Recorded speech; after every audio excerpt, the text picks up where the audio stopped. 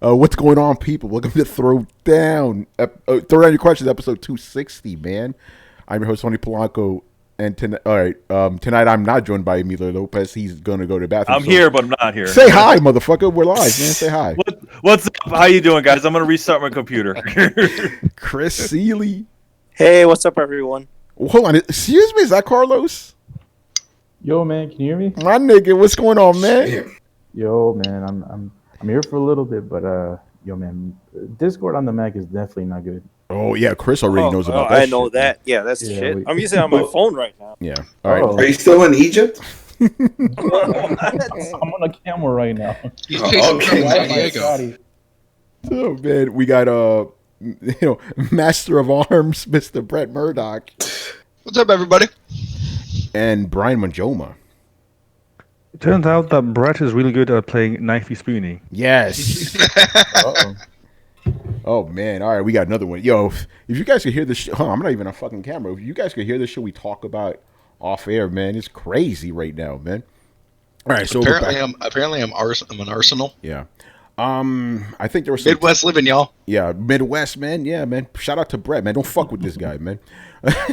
I'm gonna get into it. We got a lot of fucking questions tonight. I don't know what happened, so we're gonna get right into it, man. And also, I kind of fucked up and I didn't prepare these beforehand, so if there's any typos, that's your fault. All right, first up, Mr. Annihilator. So his first question is, what would you like to see developers stop doing in a video game? For me, it's red screens when you have low health. Interesting. Red screens when you have low health? Yeah, he doesn't like that. And I would also add black and white screens when you're low on health. That's just annoying too, I mean, the reason why they do it is because they kind of want to give you, they kind of don't want to put gauges all over the damn screen. So what they do is they put red all over the screen and they shake the controller around, so they're not having to fill up the whole screen with UI shit, right? Yeah, some people don't pay attention to those gauges, and they're like, "Oh shit, I died! I didn't know I was that low in health." Well, now you know. Yeah. Also, we were tempered in the fires of the original Zelda, like the slow, mad beeping that you knew. Like a lot of games in that era would beep at you when you have low health, constantly, and just driving you slowly insane. Yeah. So like it's. You got popping? I hear clicking. I do hear that popping. Who's popping, man? It's probably me because I'm walking around. Like my computer. Sorry about it's fucking up the intro, but my computer decided to go on the fritz because it decided it wanted to update. So like it kept tossing me off of Discord. That's why I'm like, I don't know what's going on. Oh, so man. I'm on my cell phone now. So I'm probably gonna play some Death Stranding while I'm talking here. Yeah, man. Like Chris. That's what I'm doing. Yeah. See, that's how real we keep it on Throwdown, man. We even playing while doing the show. Multitask. Yeah, I'm gonna. I'm just for the day off, and I'm still on the show. Yeah, that's what's up. Yeah, man. What about you, Carlos? What things do you hate in games? Can we mute Manny for a minute? Yeah, Manny, can you mute yourself at least, bro? Okay, sure. Yeah, just mute yourself if you're not talking. That thing's... Yo, my bad, man. I just saw this huge ass spider right now. 1 second. Yeah. I told you, Egypt's crazy. God. Am I clicking now, by the way? When you're talking, it doesn't seem to be happening. Yeah, it's only when you're up. By the way, Carlos, that's not a spider. That's a scarab, man. Just saying. Yeah, I'm going to go with black and white screen when you're low on health. That's annoying. But it doesn't have to be about low health, obviously. There's other shit, like stupid NPCs that during escort missions. I think we've answered this type of question before. That's familiar. Yeah, we have. Yeah, we're going to move on then. All right, we'll move on because we have answered this before. Okay, next question. Is there a way that you approach games that take a long time to complete without getting gaming fatigue? For me, I like to play about 8 hours and then take a day off playing. Interesting. So do you guys do anything to not get tired of a game or to avoid becoming fatigued with a game? Move on to another game. Oh, shit. That's it. Play something else. Like, you know what? Especially if I'm running through it, it's like, I don't want to just finish this or just want to drag it out a little longer. Then just switch to something else. But here's my question. Do you ever have a problem coming back? Depends on how complicated all the mechanics are in the story. If I can get back, like, what's that one? There was one game that I just, like, even Fallout. That's a good example. Fallout 4, trying to get back into that, not sure where to go, the mechanics, the buttons, who am I supposed to talk to, looking at the menu system. Was I on that path? Where the hell am I? So if it's a lot to remember, then you could just get to the point where, or if it's the mechanics. Some fighting games are like that. If you don't know the combos and you forget the combos, it was like that with Mortal Kombat. I used to know how to do those fatalities. I can't remember any of those shit. Yeah, bro. For me, I'm going to give examples from this weekend. I tried to get back into Bloodstained. I had no idea what the fuck I was doing. I didn't know where to go. I didn't know nothing, you know. And then I jumped over to Indivisible again. I'm like, I don't know how to play this game anymore, bro. Totally forgot. Bloodstained at least plays the Castlevania, so I had a little bit of knowledge. But Indivisible, I'm like, I don't know how to play this shit. I completely forgot, you know. So how far were you getting into Bloodstained? Bloodstained I could get back into. I just need to know, because there is an area that's like blank, so I'm like, okay, I'm just gonna go there. It's a volcano area. That's where I got to go next. That's the bottom area. That's underneath one of the labs. We'll talk about this after the show, but I keep getting fucked up down there, man. It's crazy. You got to grind a little. Yeah, maybe that's what I gotta do. So I'll talk to you about that. So, but Indivisible, I've only played maybe 3 hours. So what I'm gonna do is I'm just gonna start the whole game over again. You know, I'm not too far into it. You know what I thought of doing was maybe on my phone, just open up Notepad or create a spreadsheet. And whenever I decide if it's a heavy game like that and I want to move on to something else and I'm not sure, take notes. Like, hey, so-and-so game, date, you're currently in this location, objective, boom, boom, boom. That's it. That way, if I do decide to go back in, I'm like, what am I supposed to do? Oh, wait, look at my notes. Oh, that's what I have to do. Adam, you were clearly an old school gamer. That's it. Just keep track. You actually you have to put that little thing in the back. Yeah, the place for notes. You actually used that shit, didn't you, Adam? Yes, I used to put the notes. Put notes. Damn right I did. And I used to look forward to going to Blockbuster because most people did. So, and they would leave those booklets in the case. Remember, the game wasn't in the case on the shelf, but that's right. And I used to put that shit in there when I rented games from Blockbuster. Yeah, and if I saw a bunch of codes or pass up, that's what I was getting. I was we tried them all out. Yeah, we tried them out. Sometimes they were bullshit. You know, yeah. Spiral notebook full of notepad full of moves. Oh, Manny, remember what we used to do with Mortal Kombat, man? Oh yeah, me and Tony used to sell move lists from Mortal Kombat at the school for like 25 cents. Yeah, for 25 cents. But the thing is, because other kids were doing it too, but ours were different because we drew the characters on our shit, you know? Yeah, we drew all the all the characters from the thing, and what we do is like we would sell ours for a little bit more because there was actual art inside of it. Yeah. Hustling, son. That's it. Look at that. And you're the reason why Midway went out of business. Look at you stealing money. Manny, we were professionals when we were teenagers, man. Oh yeah. Well, come on. If you got the skill, you got to learn to exploit it a little bit at least. Hey, but yeah, now that I'm thinking about it, I sold art, man. I'm an artist. We used to sell we used to sell that. But yeah, whenever we used to do that stuff. But for me on this question, it's kind of interesting because I don't I kind of stay with something until I'm done.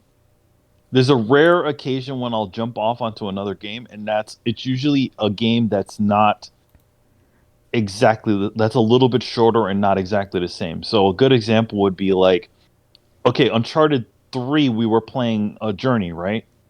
Yeah. Yeah, so I was playing those two games simultaneously.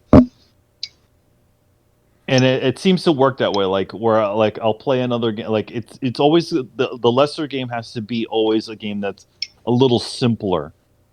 Well, yeah, you don't want to jump from one heavy story-based game complex and into another one. That's what a Switch is for. I'm not right now. Shenmue's coming out really soon. I have Shenmue and I have Death Stranding. I'm not going to play Shenmue and Death Stranding at the same time. Oh no, you don't want to do that. No. Yeah, for me, I'm the same way as Manny. Like, if I'm on a game, I'm on that game until I finish it. Then I move on to the next one. But I do that. I won't play the same type of game if I can help it. You know, like if I just played a big open world game, I try to go for something maybe a little bit smaller. You know, again, things are a little bit different for me now because I have to play whatever the hell I have to. But when I used to just play games just recreationally, that's what I would do. Like, okay, I play this big ass game. Now something a little smaller. I play a small game, maybe something a little bit more complicated. You know, but basically, yeah, I need to.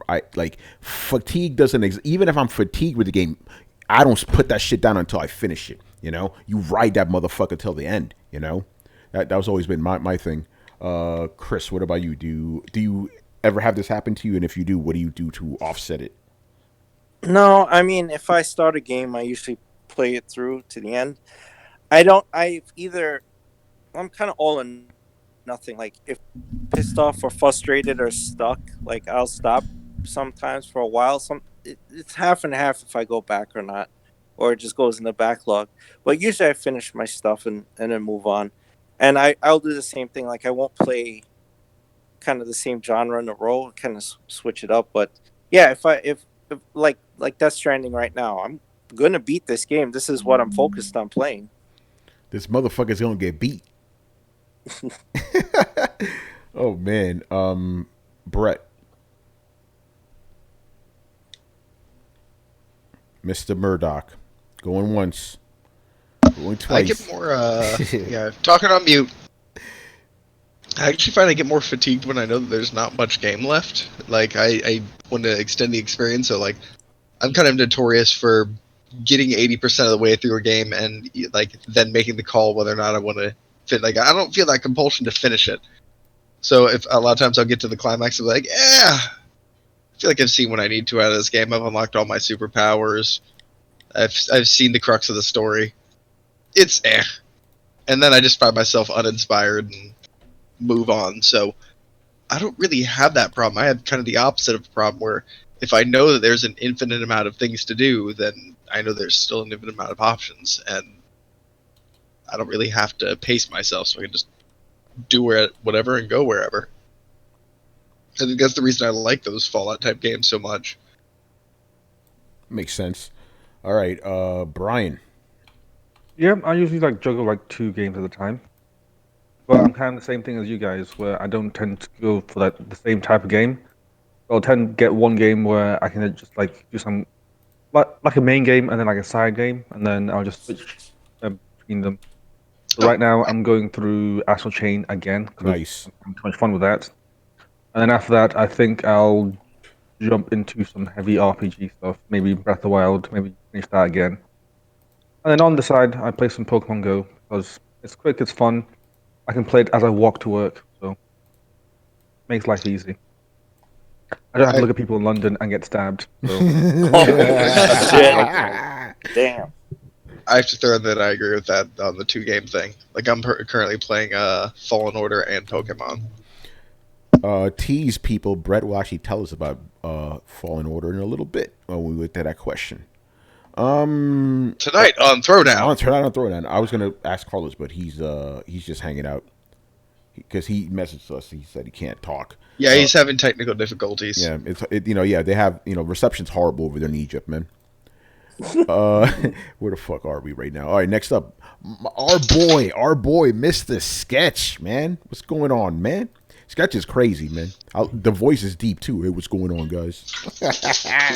All right, so his question is, how do you guys feel about the new format Sony is trying to patent? Retro cartridge SSDs to increase modular storage.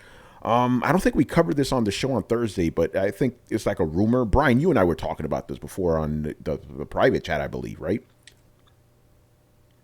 But yeah, I don't really know exactly what he means. Wait, what is it? Is it a design of it looks like an old school cartridge, but something like that. But again, it's just this rumor, so I don't even. Sony's never made cartridges. Yeah. No, it's like. Well, no, I mean they had remember memory cards in PS2. Yeah, the little memory cards, and they've done discs. So if it could be a disc and look like mini disc ones, those sort of were like cartridges. Remember for the mini disc player, it was a disc that had its own cradle, and then you would put it in. Oh, he's talking about that 3D render that's out right now. Conceived PS5 SSD storage cartridge. Okay, so that's what it is. Like it's a rumor of a 3D cartridge for the SSD. Yeah. Oh, well, I mean, I'm fine with that. Yeah. Oh, fuck, I wish I could screen share. But I see what he's talking about. Interesting. All right. Sorry, Sketch. I don't really know enough about this to comment, man. I didn't know if it was beyond rumor. Yeah. Those people are speculating that's what it was. They didn't know what exactly it was because the patent wasn't clear. Yeah, I'm reading it. I'm reading this from WCCFtech.com.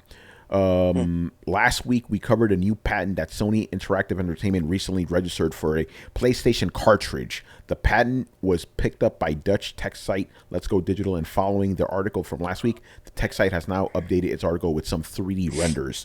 As pointed out to me by the site's author, Let's Go Digital managed to create some 3D renders of the cartridge patent that Sony filed. So Sony filed this patent. That's a real thing. That's not a rumor. You could verify that shit yourself. Okay. No, but they filed a patent for a cartridge. You don't know what the cartridge does. Exactly. Yeah, we just know that the cartridge exists. But we don't know what it's for exactly. Vita 3. Yeah, right. So the rest of it's kind of speculation. But yeah, Sony has a patent for a cartridge, but we don't know what the cartridge is for. I mean, like a couple of the rumors is like one of the rumors is that they're going all cartridge on the new console, which is not foreseeable. That's not. I can't see why would they. They wouldn't do that. Well, why would they dump Blu-ray? It's their format. Well, exactly the format. So the other idea is that what we were talking about, or essentially it's an enclosure for the SSD, because obviously to probably save on, and we've said this on the show, to probably save on to save on it, they're probably going to solder the SSD to the board. The really super fast one that they were demoing with Spider-Man. Yeah.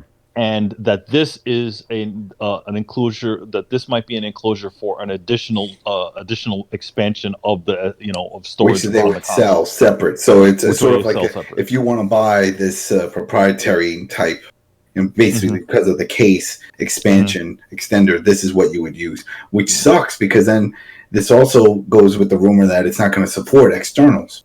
Yeah, that's or externals, or maybe not like. They'll be like, yes, it does do externals, but it doesn't. You won't take advantage of the really fast speeds. Yeah. There's going to be some sort of caveat on top of this. Yeah. So that's a bit of the rumoring that's going on about it. I mean, it's going to be. I think Riku posted this on his. Also, posted a little comment on this, and he's like. I forgot something he said about it, but I replied to him like, hopefully, if they're going to go this direction with memory, I hope they don't. That this thing doesn't become incredibly expensive just because of what it is. Man, probably Chris, you could probably agree to this. Aren't you surprised that SSD is still so fucking expensive? It's been around forever. It's just memory chips on a board.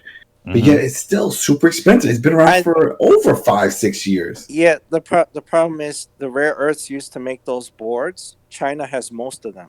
That's why they're so pricey. Yeah. So if they didn't corner the rare earths market, they would be way cheaper. They should be like a quarter or a fifth of what they cost now.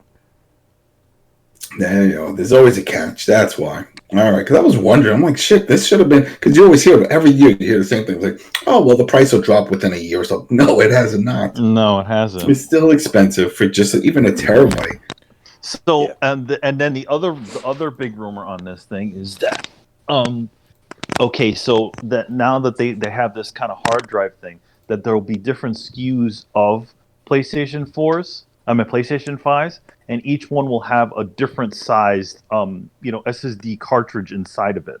So essentially, maybe not even doing it on the board, but essentially having an external cartridge that you can stick in each one. So you buy the higher SKU one, and that has a different cartridge, and you can literally go out and buy another cartridge inside, for it. I don't know. It's that again. These are all rumors that people are saying about it. Speculation.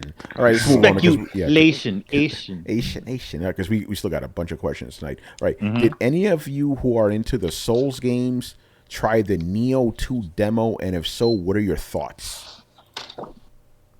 Nioh 2 demo, huh? No, I didn't try it. No. Yeah, so I can't say. They went full. They went full. What's that thing on that one? Right, like they full character creator and everything. Yeah, they did. I saw a bunch of people's creations out there. Are they all freaks and shit? Nah, some of them they look pretty good actually. It's a Japanese game. It's kind of hard to make bad character models in Japanese games. I've noticed. Yeah. Souls you can though. Yeah, maybe. Yeah, you can make a freak. Yeah. All right, well, Brett, did you try it? Yeah, Brett, did you try? Oh, Brett didn't even play the first one. Okay. Yeah, I don't think he cared for. You didn't want to see. You didn't want Samurai Souls, Brett. I don't even know what game we're talking We're about. talking about Nioh, motherfucker. Nioh, man. Oh, The I one- tried the- it. the- It just the it was Team just Ninja one. it was it was all right. So you thought Sekiro was better then? I didn't actually play Sekiro yet. What? I know. You know, when they lost the multiplayer component, it No, I'll tell you right now, Brett wouldn't like it. Like Sekiro is just set. Like he's a samurai with his gimmicks, and that's all you have, and you parry a lot. Yeah. All right, man. Moving on here. Paikuhan. So Paikuhan. That's what I'm calling him. He calls himself Paikon Fusion. Nah, man, you Paikuhan in these streets, boy. Yeah, the You know? real name. All right. Is there a strong and likable female lead character featured in the same style of gameplay as 2018's God of War, open world action packed? Now, here's the problem. I was going to be able to answer this question, but he said open world. Kind of hard to, because the first one that came to mind was oh my god, what's the name of the fucking game, Manny? The Team Ninja game, not Hellblade, the other one. Heavenly Sword. Heavenly Sword, but that's not. That's not open world. Though. That's the problem. So, I mean, the only one you can really say is what's her face, from Horizon, right? You liked her, right? dude, the chick from Assassin's Creed, the new one. Oh yeah, There's also that. Yeah. Is that the same? You know what? I'm gonna say it's the same gameplay style as God of War because you kill gods in that fucking game. There you go. If you play as the girl, because you play as the guy too. There you go. Assassin's Creed. The new one, Odyssey, to be specific. But remember when Heavenly Sword came out, people were saying, "Yo, this is female God of War." Yeah, that's true. That's what made me think about that. But yeah, right. They don't really have too many of them, unless there's others that I'm not thinking about. But even the one we named, you still have the choice of being a dude too. You know. All right. I guess we'll move on then. When given the choice to play as a male or female character, which do you prefer to play as and why? Actually, there's more. Does your choice differ from game to game? We got asked this before. Yeah, we kind of did. You talked about how you like to play with the chick because you get to see her fat ass or something. Yeah. If I'm going to stare at an ass for 50 hours, I might as well be a woman, you know? Mm-hmm. Yeah, we answered this before, man. All right, moving on here. I never heard of this guy before. Drunken Demon? I don't know who the fuck that is, man. Probably some British asshole, you know? Okay, with the next gen of gaming starting next year, what genres of games will be in the zeitgeist? Very good question, Brian. Yeah, go ahead, man. You could answer your own question first, man. The thing is, I have no idea. I generally have no clue because this gen it proved that we were kind of right, but then we didn't see how big these like PUBG games would be, and then they just were a thing. So yeah, I don't know. So then we are seeing a more of a move towards certain types of games now. But I just don't know how popular they will be, and I'm certain that we'll see a lot of microtransactions in games, and maybe a bunch more free to play games, possibly. Again, what's big now won't be big in 5 years. So maybe we'll see a rise of story focused games. It comes back again. Who knows? You know? Yeah, no, that's the thing. You hit it on the head. It's it's hard to predict because who saw this battle royale shit taking off? You know? Shit. Yeah.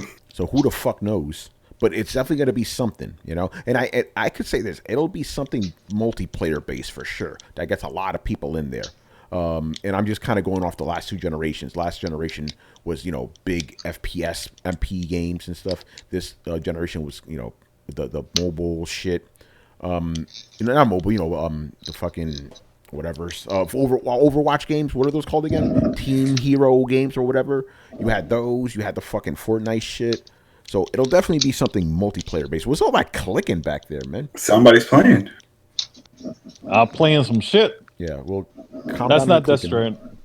Well, I'm playing a beat 'em up. So what are you gonna do? You gonna click during the podcast, man? You ruining the audio, man. Fuck. All right. Anybody else? What do you predict will be big? First person shooters.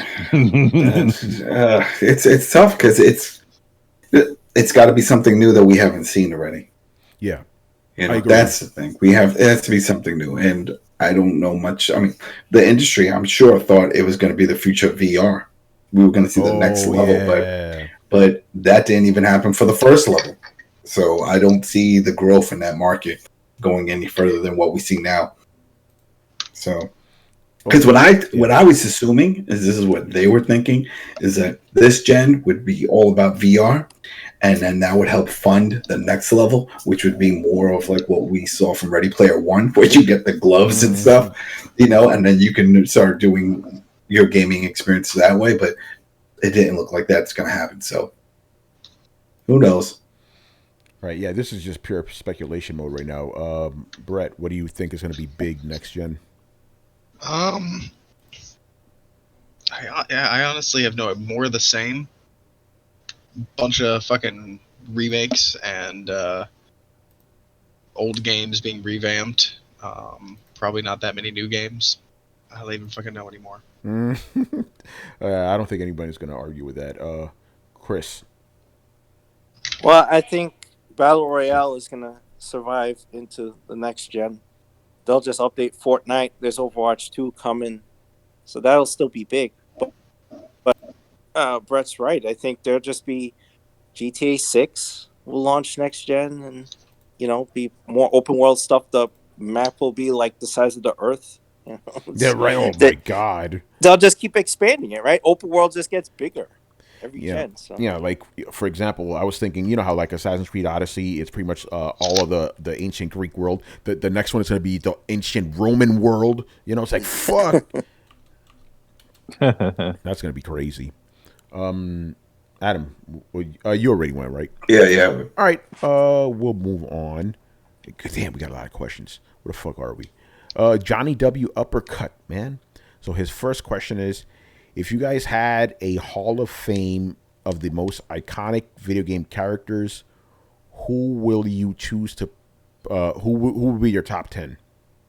It's a lot of motherfuckers, man. Wait, what? What was this? If you could have a video game Hall of Fame, full of iconic characters, who would be in there for you? Oh God. I mean, that's a lot. Big question. Yeah, it's a big question. Can we just do like a throwdown one? Like we pick 10 as a group? I think that'd be way easier. Yeah, because individual would be too much. I guess I'm gonna go with some easy ones: Super Mario, Sonic. Nathan Drake, throw him in there. Samus, get her in there. Yeah. Who else? Solid Snake. You get Snake in there. Fucking, that's 4. We got 4 people. Simon Belmont. Well, Link is going to be in there. Yeah, get Link in there. So that's 5. Simon Belmont, 6. We're going to probably go mostly with old school people. Let's just be real. It's all going to be Nintendo characters. Yeah, Nintendo has the most iconic ones. Let's just be real, man. I got a Mario one. There. What happened? Throw John Marston in there. John Marston. Yeah, why not? There you Yeah, go. 7. All right. Brian, get in here, man. Kratos. Great. Oh, yeah, that's a great one. Yeah, 8. Kratos. Yeah, throw him in there. Yeah. Can you throw Spider-Man in there? Nah, no Spider-Man. Fucking, yeah, get Bubsy in there too, right? Who else? We got 2 more. We got a slot for 2 more. We could just get lazy and pick. Throw Master Chief in there. Yeah, Master Chief. There you go. Okay, he needs to be in there. He should be in there. All right, that's 9 and 1 more. You already got Sonic, right? Yeah, we got Sonic in there. And we got Mario. Throw Doom guy in there. Sure. All right, there's 10. There you go, man. All right, John, his next question is, are there any game developers from the past or today who rely too much on their graphics? For example, Crytek is one developer like that. Interesting question indeed. So yeah, is there a developer that just relies too much on their graphics? What the game has no substance? I guess like he's he's using Crytek as an example.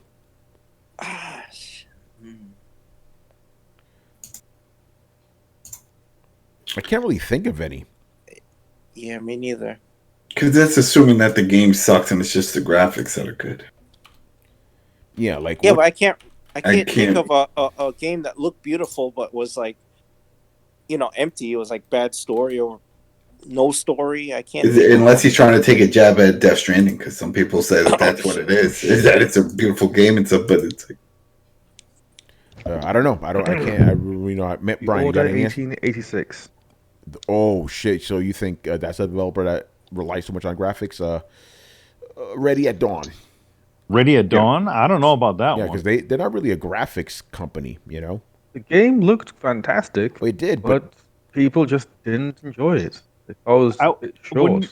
Wouldn't you say it would? When you say depending more on graphics, that would mean multiple games that would. Yeah, would that's be, what I'm saying, Brian. just more graphics than substance. I mean, Ready at Dawn has made other games that were very well received, good games, like the God of War games and the Jack and Daxter game that they made. Okay. So it would have to. It would. I mean, to be honest, it would probably be Cry. Yeah. Yeah, it's a tough one because I don't really because Like- what developers go out there is like it's all about their graphics. Crytek is probably the only one I could think of, but Yeah, that's they're that's probably- from back in the day. That's not even no longer a thing. The Cry engine Well, is no I mean- longer the illest shit out there, Well, I mean, to be honest, even the new one I hear is pretty crazy too. Which one? The new The new Cry engine. Oh, But yeah.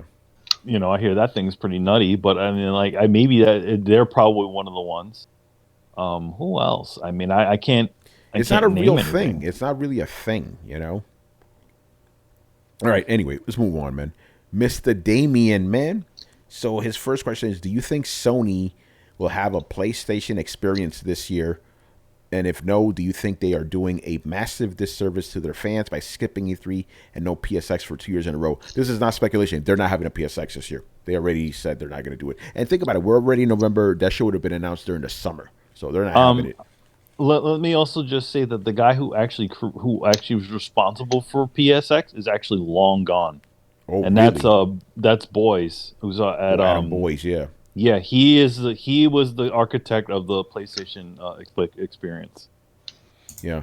So do you think Sony's doing a disservice by not being at E3 and PlayStation experience? I don't think so. What are they going to show? It would be a disservice to just show up with nothing, Yeah, I mean, we know all. To be honest, it's like, okay, why have a show for a bunch of stuff that you already know is coming, right? Yeah. And to be honest, I feel like the last E3 presentation, despite it having games that people were interested in, it was kind of lousy. Yeah. The one that me and you went to. Yeah, like it was cool for us, but get people at home, it was fucking stupid. It was kind of, it was like, yeah, we got to go through this really cool experience and all that stuff. But what was everybody else doing? Watching a bunch of schmoes behind a desk. Who gives a shit about those guys? Yeah. So yeah, I don't think they're doing a disservice. There's no reason to have any of these big presentations. Next year, when the PlayStation 5 drops, then you have some big shit. That's when it makes sense.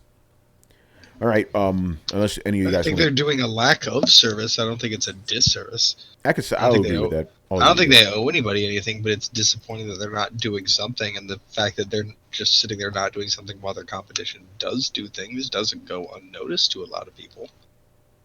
Yeah, I could agree with that. But right. the funny thing about it, it's like, okay, at this point in time, PlayStation hasn't really, has been a little bit mum about things. Microsoft's announcing a bunch of stuff, but are people really excited about all that stuff? I think they are, especially the community, because of the whole xCloud.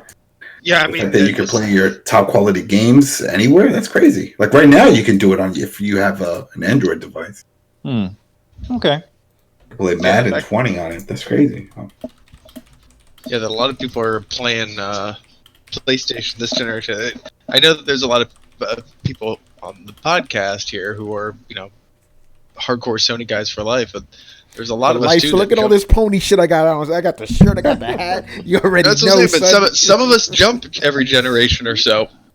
So it's funny because old Tony would be like, "You motherfucker." Yeah, You but the funny thing is, traitor. yeah, I am a traitor. But think about it. That's old Nah, Tony. man, I'm a merc. Yeah, but think about it. That's old Tony from like 20 years ago. Basically, that motherfucker's dead, man. I killed him. Oh, Sony for life, son. Oh, you should be some saying other fat that. guy, some other fat guy in a wheelchair took his place. Yeah, right. Some other fat guy. Oh man. All right, where the fuck are we, man? Okay, next question. This question is for any of you guys. Let me erase that. This question is for Adam. Oh shit! Okay, this is about Gears of War 5. At the end, the player had to make a massive choice. How did you think they will tie that into the story for Gears of War 6 based on what decision the individual player made? Did you even beat the game yet, Adam? Didn't get to that part, no, because remember, I'm taking my time. But I know what he's talking about because Big Mike is always trying to spoil it. So there's something big happens. Yeah. That's the point. Something big happens. And I think that two things could happen. One, they've done this before, right? And it was sort of like when they had, I forgot his name, but there was a character that died a while back. It was in Gears 2. And then they had a poll online, and people wanted this person to come back, and then sure enough, they brought him back later on. In fact, he's in this one too. Yeah. So with this, though, what they could do is save the based off of your save file, then continue the story from that perspective. Or maybe it won't even matter. Maybe it was already going in that direction. But it is a main character that can go either way. But I have a feeling they'll figure it out, and it'll probably be based off of your save file. We've seen this also when it comes to those Telltale games that have done it. Yeah. Remember, based off your decisions, and then the next one you get, it's like, oh, the decisions matter. Or sometimes they scrap it, and decisions don't mean shit. And I'm like, oh, it didn't matter. But I think with Gears, it will matter. So they'll go in that direction. But yeah, I have a feeling. I know where I'm going to go, which way, right off the bat, before even getting to that point. Yeah, because I have my own favorite characters in that series. But I'm assuming that it's going to go based off your save file if they continue on with this storyline, or maybe they might go in a whole other direction. Because even with 4, they sort of went in a different direction where you're predominantly playing the younger kids. You're playing Mark's son, and then you got Cole's kid and the whole thing. So it may not really make a big impact for Gear 6 if they go down that road. Yeah, but I have a feeling the next Gears is probably going to be a spin-off of something. I don't know if it'll just be a direct 6. Gears of War Judgment 2. There you go. Judgment was a good one. It's just people just blew it off, but it had a lot of cool elements. A lot of the stuff that we see in Gears 5 and 4 came from Judgment. So people can't hate on it. It's just, I think any series that has spin-offs gets like a stink on it. Because people think about it like, that's not the full team, and that's not the story, that's a side piece. They probably didn't put all that into it. We saw it with Halo. Whenever they did the side ones, like Halo Reach and all the other ones, people were like, no, it's not the official series. But they were still good games. Yeah. Halo ODST. That was still a fun game. All right. I like that. Yeah, that'd be cool. All right. I'm glad you were able to answer his question, even though you didn't beat it. That's cool. Yeah, no, because I knew that around here, man. Yeah, I knew exactly. Oh, believe me, I do. I played, but remember, that's game. And for those people like, oh, see what I said it before, and I'll bring it up again. It's just something that me and my buddy play, and we could only play. He has an overnight shift. He could only play in certain hours a day. So, like, we played Friday and Saturday this weekend. Yeah, nice. Yo, we got stuck last week. Tell this story. This shit is crazy. Holy shit! There's a part in Act 2, the boss battle, where you fight this big-ass motherfucker in a cave, and he can freeze because once he stomps down, he breaks through the ice, and it's like, it's not a lake, but it's some semi-deep puddle of water up to, like, ankles or whatever. Anyway, he freezes, so then you have to get around behind him and shoot this energy source on his back, but then he jumps off. And this is where they go into the whole when they were talking about, oh, we're going to try to make these boss battles very soulsy. Because this fucking guy adapts. If you start shooting holes in front of like the ice, it breaks so that way he can walk over it and fall like most dumb NPCs. So he will walk around it or he will jump over it. and it always changes. So some teams were like, all right, we already know we're going to shoot him. He's going to bump into the wall, shoot him. You shoot the ice. When he runs toward me, he's going to fall through the ice. He will look down, see it, and then he'll like jump to the side, shimmy, or he'll just jump across over it. It took fucking 2 days, and we were putting 2 hours in and each day, and we couldn't do it. All last week, we were stuck in this boss battle, and we couldn't do it. And we're playing on intermediate. We didn't switch it. And he kept goofing that we're old, that we need to go to some walking simulators like Death Stranding. Like, we're done. We can't be playing these type of games. I'm like, no, we're going to do this. We're going to do this. And then sure enough, yesterday, Friday, we couldn't do it. We rage quit. We're like, fuck, we'll come back Saturday. And Saturday, we finally did it. And then we've been flying through ever since. But man, that was a pain in the ass boss battle. But at the same time, it was good because it was refreshing. Because I don't remember the last time coming across a boss battle where it took multiple days, multiple hours to try to figure out a way to kill this shit. Because that's the other thing. If he hits you, it's a one death. That's it. It's one hit, one kill. Damn, man. So once he hits you, boom, you're dead. So you have to keep avoiding him. And if he breaks the ice next to you, then you fall, and then you fall in the ice, and then you die. And then at the same time, my character is getting all these weird flashbacks. Kicking a clack. Yo, somebody's going. I'm sorry, Adam. Someone's going hard right now. He's going, his Manny.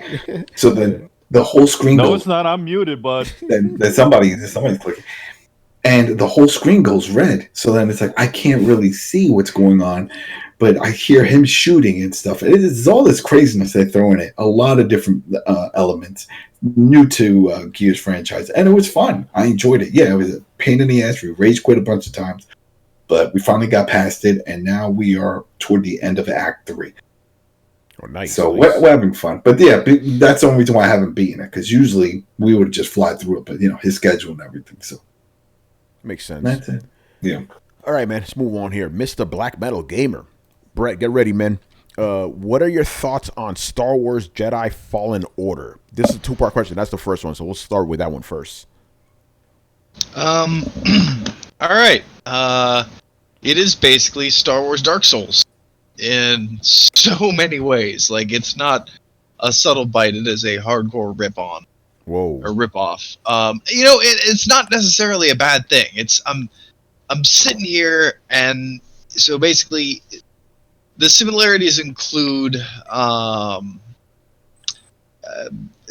lots of high difficulty margin. You can get taken down pretty easily. There's no regenerating health. You have to traverse a lot of area. There's a quick travel feature for the most part once you land on each planet. You land on each planet.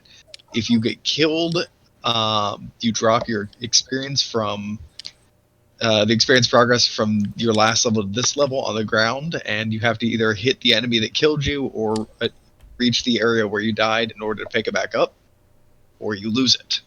Same as Dark Souls. And instead of bonfires, you have meditation spots. And when you go and meditate and rest, it respawns all the enemies in the area. So I'm not even talking mechanically in the fighting. I mean, this is Star Wars built on the bones of Dark Souls. Which is actually pretty cool. And I've been sitting there and kind of... Question.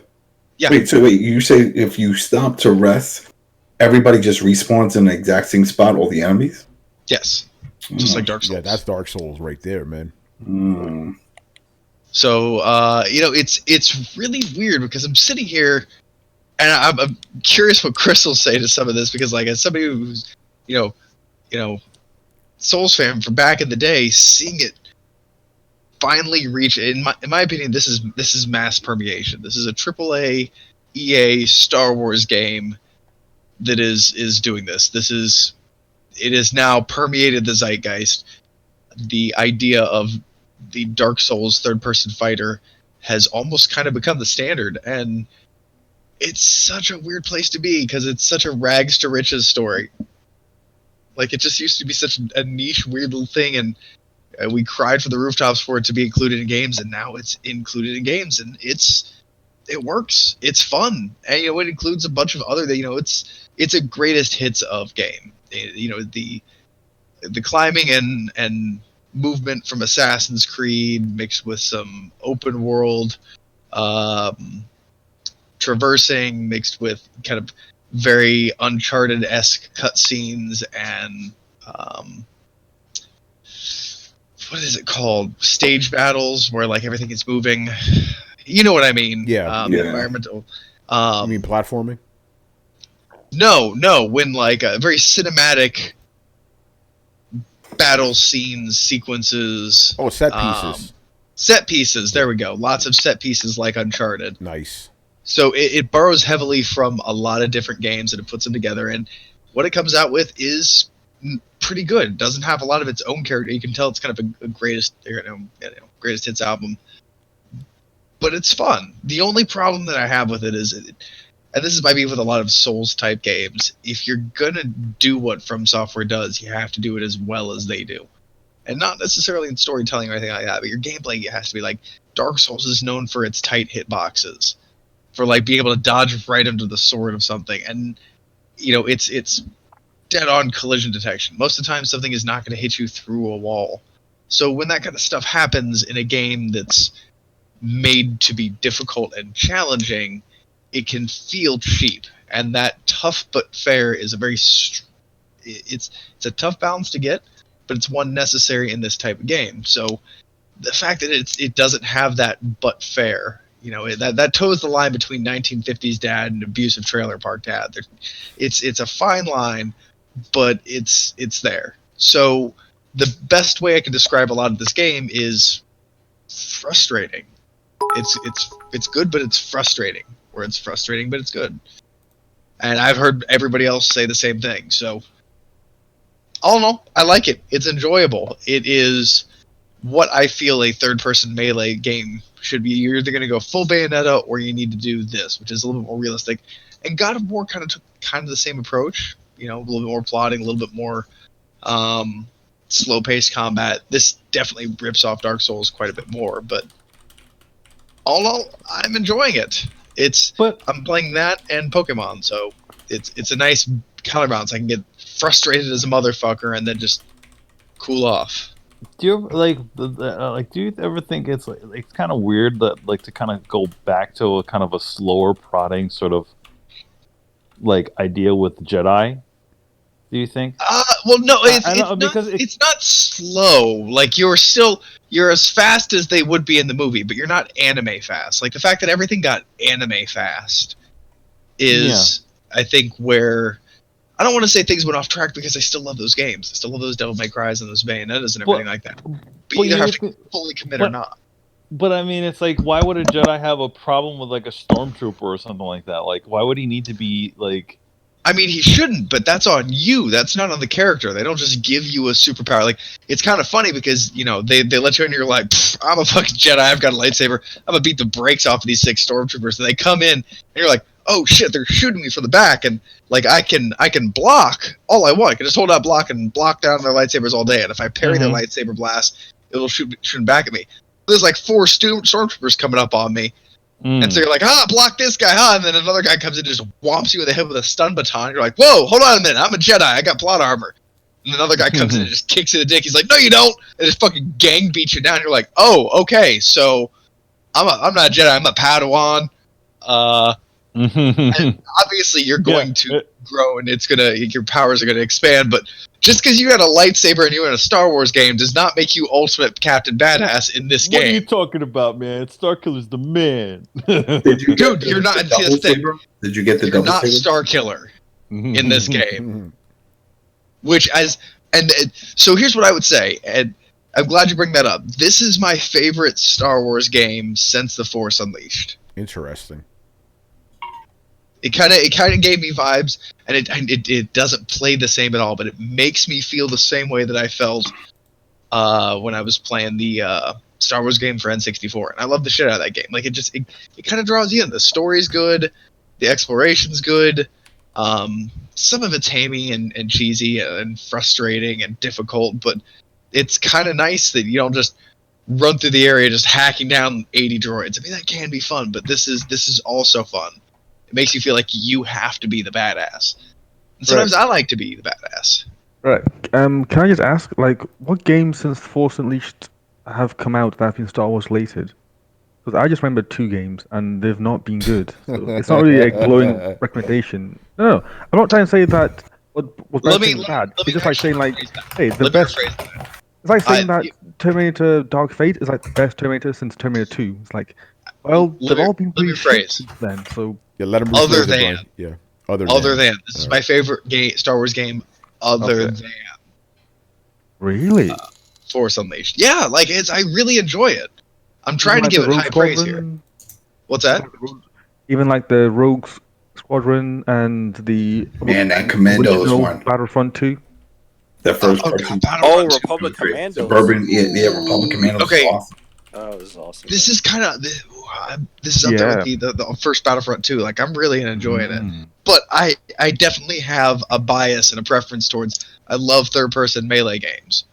Like I that's fine. You can give me a gun. I like guns all day long, but fucking Christ, give me a melee game. Give me something that a challenging melee game where I actually have to work at it. I don't just be like and just button mash everywhere.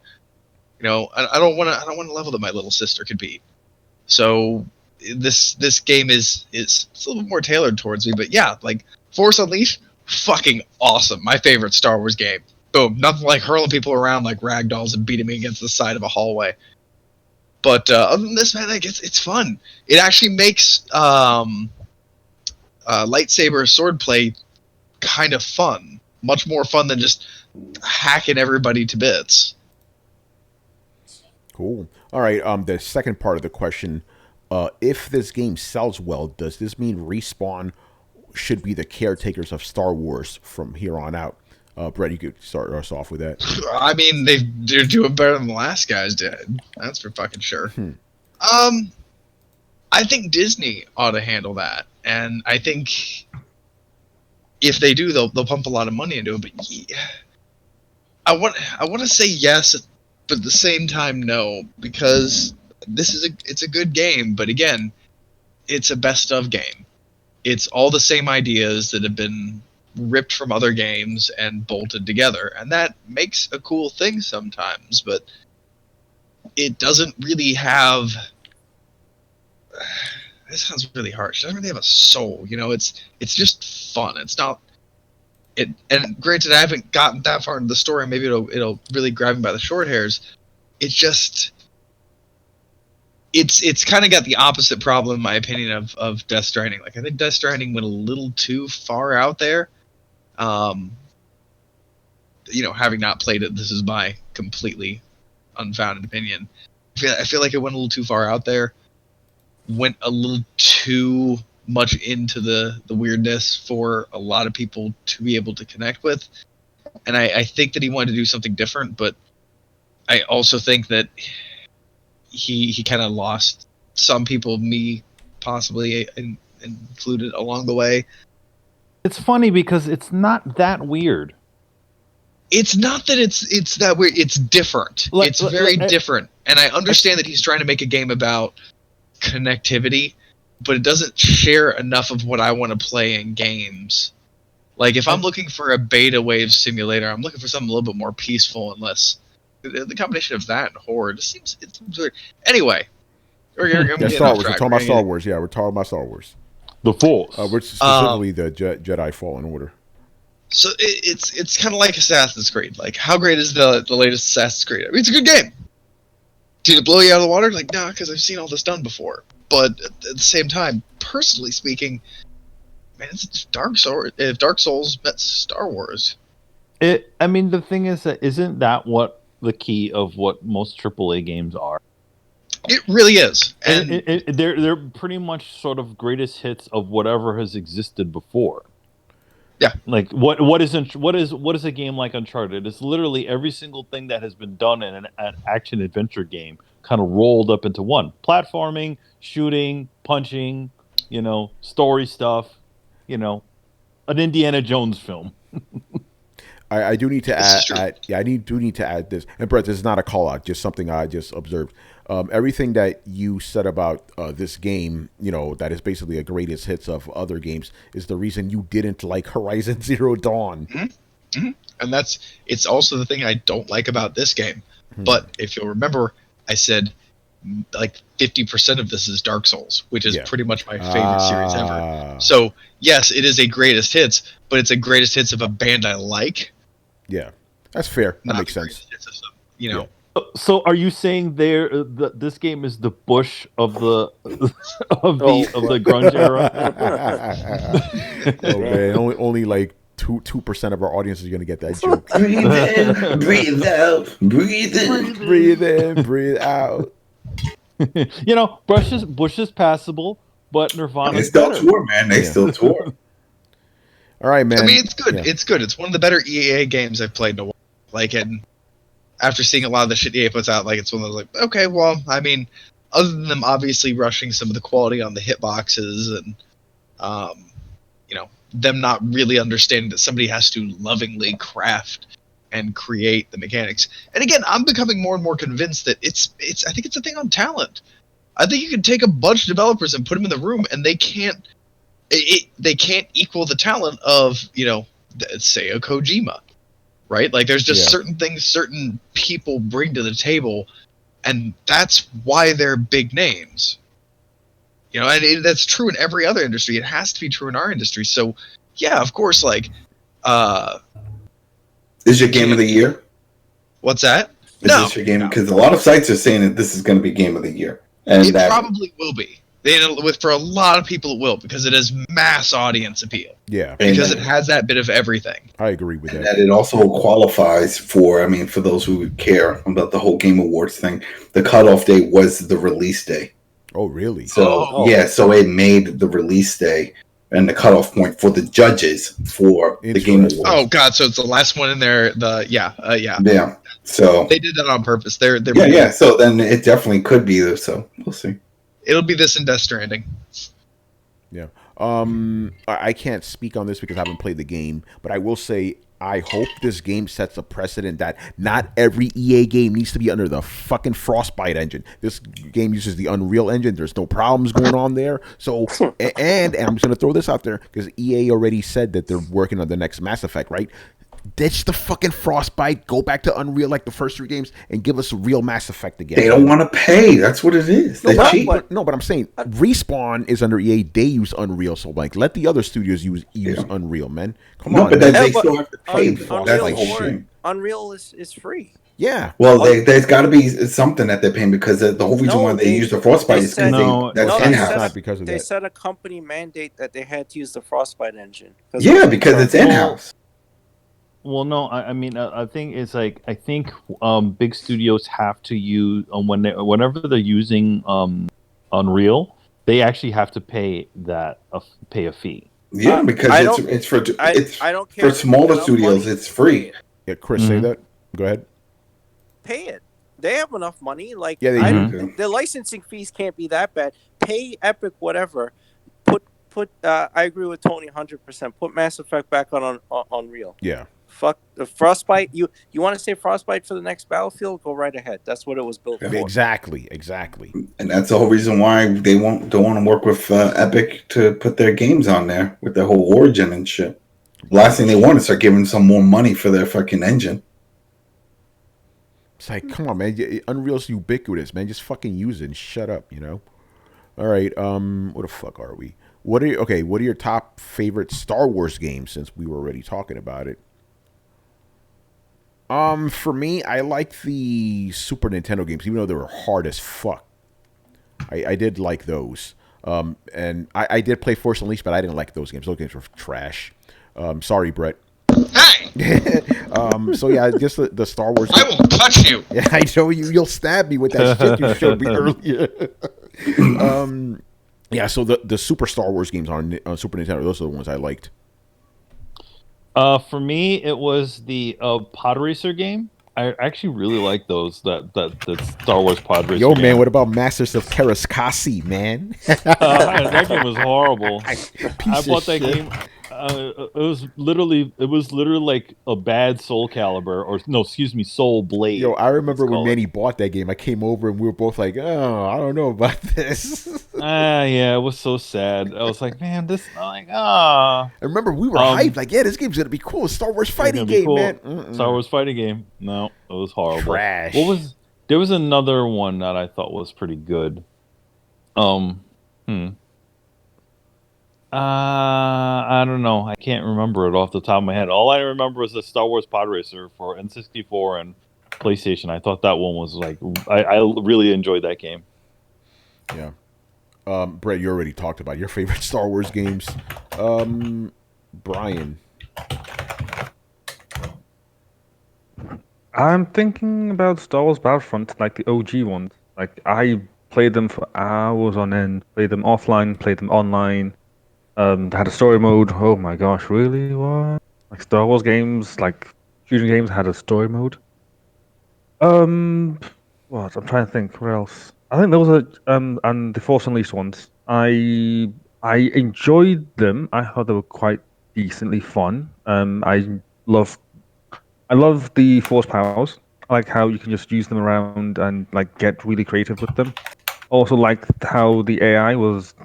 The AI felt it was actually smart. You know, like they would, like try and like dodge out of the way of like the stuff that you'd push. You know, and like sometimes they like grab on like one another or like grab on like a box or something, just like stop themselves from being like pushed away. It was a small thing, but I thought it made a big difference. It's like, oh wow, this actually feels like they are interacting with the environment and they're aware of what's around them, rather than just, oh, I'll just take cover here and or just run at you and try and hit you with my gun, you know. So yeah, so I don't understand why Tony doesn't like them, but I didn't like Tony the likes control. lots of Here's the thing. The first game, I hated the controls. I thought they were too flimsy, but I loved the story. The second game, I liked the controls in the second one, but I felt the story was stupid. So they kind of cancel each other out, you know? Okay, fair enough. Yeah, I just want to get a Force Unleashed 3 because I want to have fun with the AI again. You know, I miss that. You know, I just loved how they just would like hang on to like one another. You know, it's like, oh, it's adorable. It made it fun because when you like grab them, stick from, let go, and sometimes you finally tear them off. Sometimes you're like, fine, then stop, force them to death, and then pick them up and beat them against the wall 5 or 6 times and throw them down a hallway. Oh yeah, it's so much fun. And also the dismemberment. I miss that. You know, I miss just like being able to like chop off their arms. It's like, oh no, I'm sorry. Did I do that? Like, oh, I didn't mean that. Oh gosh, I feel bad now. Yeah. All right, Chris. The games I loved was Republic Commando, Dark Forces, X-Wing versus TIE Fighter on the PC, and I played the Super Star Wars games, of course, and I played one of the Rogue Squadron games back on PS2. I don't remember which one, but the flying was good. It's like, oh, was it Factor 5? I think those Yeah. games? Yeah, those were good. Cool. All right, Adam. There's only one. I'm not a big Star Wars fan, so Republic Commando was the only one that really got me. You know, I like my first-person shooters, and that one also had the whole Ghost Recon Squad tactical element to it, and you could send your guys to different points and take cover and take fire, and that was awesome. All the other ones didn't really do much for me. So that was the only one that stood out. So once you brought it up, that's the first game when it comes to Star Wars that really grabs me. But I hear a lot of good things for this Fallen Order, so if I can look past the fact that it's a Star Wars game, I might, because I'm telling you, it's just so many things are wrong with the idea of a lightsaber. This would be super hot, and I would not want to swing that shit around. You know, and I just think about it, and then even just watching some of the gameplay, it's fun to cut up the robots, but I see that you can't do the same when you're doing it against fleshy people, like what we saw in the movie with Darth Maul being split in half. I want to see that shit. You know, but I understand they can't show that. But yeah, you know how it is, man. I know, but it looks fun. It does look fun. You know, but all the other ones, Battlefront, I thought for a while that was going to be one of my favorites, but something about it didn't feel right. I felt like I was missing something. You know, the first one, and then the second one. Well, the second one. Maybe it was the story. It didn't pull me in. It wasn't immersive. No, but the whole point to that was just combat. It's supposed to be war, so it's not so much the story. It's supposed to be having that feeling like you're there. But I don't know. I don't know what it was. It just didn't do it for me. Maybe it's just because I'm not that big of a fan of the franchise.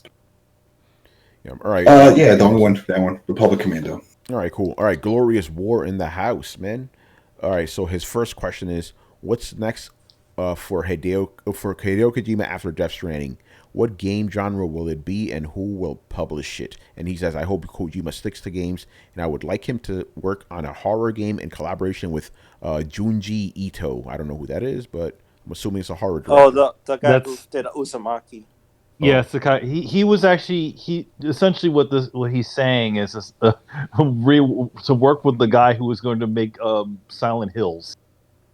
So there was three people that were involved with that game. It was Hideo Kojima, it was Guillermo del Toro, and it was Junji Ito, who was going to be doing like all kinds of character designs and shit. Like he draws some fucking really screwy shit. So yeah. Yeah, I think what's next for Kojima is exactly what we talked about a couple of weeks ago. He's gonna make a fucking movie, well, I mean, it's gonna be interesting to see him, try to attempt a movie because there's a lot of things in games that he can kind of get away with. Yeah. I mean, I don't want to talk about anything that Tony talked about in the game, but I mean, there's a lot of things that only really work in the realm of games. They wouldn't work in a movie. It would be like, what the fuck is this? What kind of movie do you think he would be good at making, or do you think he's going to go down the Lynch path? Twin Peaks vibe. It could, Lost Highway. I here's the thing. I see him doing a movie that's like on the surface, it's grounded, but then has some weird, crazy shit underneath it. But then again, it could be like Metal Gear, where it's just like. But then again, Metal Gear has some weird shit too.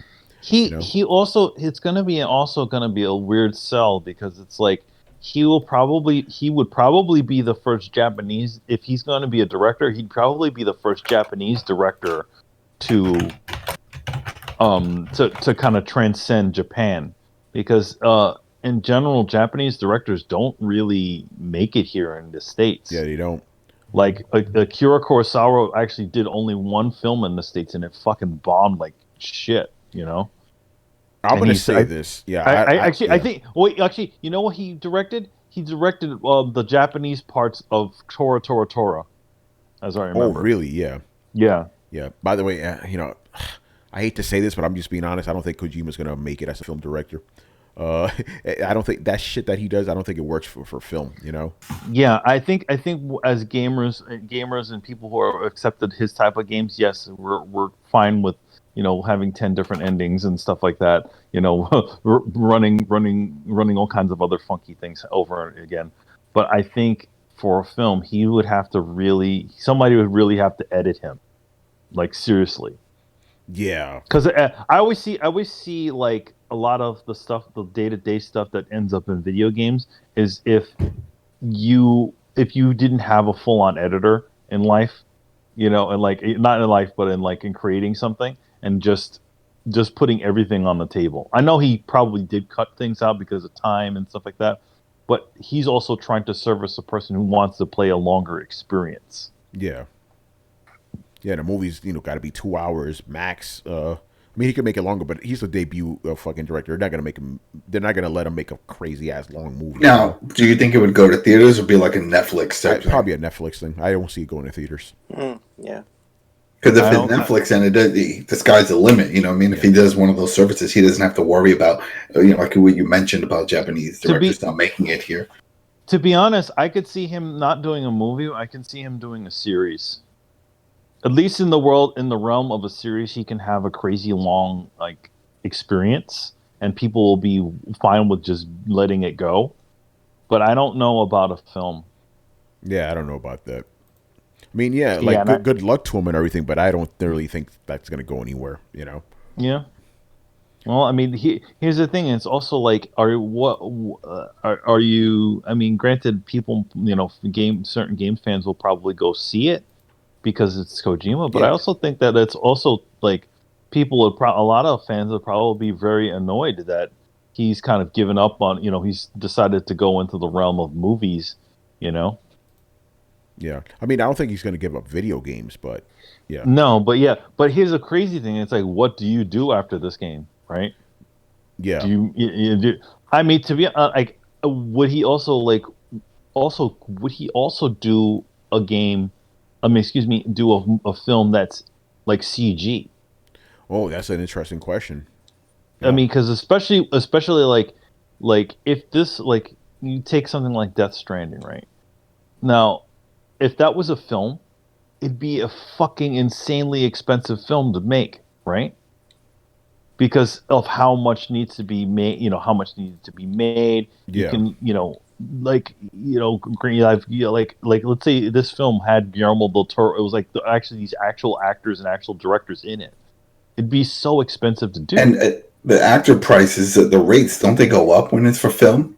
Yes, it is As because opposed to- it does go for film. Like, so if he wanted to have Norman Reedus as a actual person inside of his film, Yeah. it'd probably be more money to do that than to do, scan him through the motion capture. But I mean, he still probably gets paid a lot of money just for having his image on the game. I'm sure he gets or in it. bonuses also.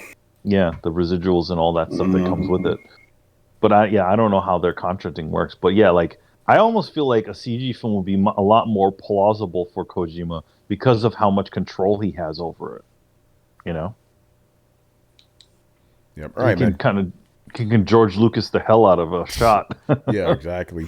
But, Tony, you said that when you beat Death Stranding, that end video scene or whatever, you said it was like over an hour long or something. Yeah, it was like 2 hours. That's a movie right there. Wow. Yeah, that's a movie. You had a again, movie there. again, there's still gameplay interspersed within it, but the ending is like 2 hours long. This Kojima unfiltered, bro. He didn't give a fuck. All right, moving on here. Predict the Game Awards nominees for Game of the Year. He goes, I hope Death Stranding wins so I can see the salt. Death Stranding will win more Game Awards than Gears of War 5 overall, LOL. Death Stranding is game of the generation. Damn, tell me how you really feel. I wasn't a fan of Metal Gear Solid 4 and Metal Gear Solid 5, but now I'm a devotee to the Church of Kojima. Death Stranding is crack and I'm smoking the pipe.